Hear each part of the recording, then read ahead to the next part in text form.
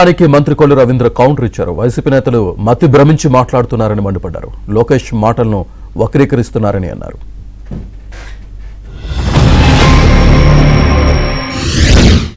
ఈ రాష్ట్రానికి యథార్థ ముఖ్యమంత్రిగా వ్యవహరిస్తున్నటువంటి యథార్థ ముఖ్యమంత్రిగా చెప్పుకుంటున్నటువంటి నారా లోకేష్ గారు, మీరు ఈ రకంగా ఒక మాజీ ముఖ్యమంత్రి శ్రీమతి గారి గురించి, వారి కుమార్తెల గురించి మీరు ఉటంకించచ్చా అని అడుగుతున్నాను. నీచం కాదా ఇది? రేపొద్దున మీ శ్రీమతి గారి గురించి, మీ ఇంట్లో ఆడవాళ్ళ గురించి ఖచ్చితంగా ఏం చేస్తారు? మీరు ఇట్లా రెచ్చగొడితే, ఇలా రెచ్చగొడితే ఏం చేస్తారు? మరి రెచ్చగొట్టి ఈ సమాజాన్ని, ఈ రాష్ట్ర రాజకీయ వాతావరణాన్ని ఇప్పటికే సర్వనాశనం చేశారు తండ్రి కొడుకు ఇద్దరు కలిసి.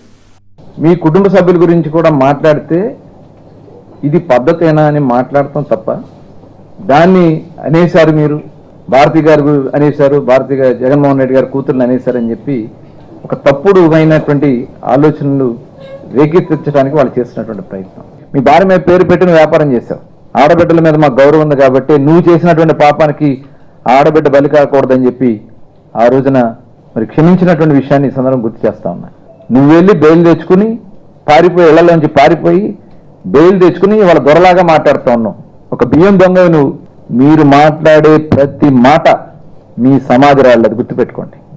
మీరు మాట్లాడే ప్రతి విమర్శ మిమ్మల్ని సమాధికి దగ్గర చేస్తున్న విషయాన్ని మీరు గుర్తుపెట్టుకోండి.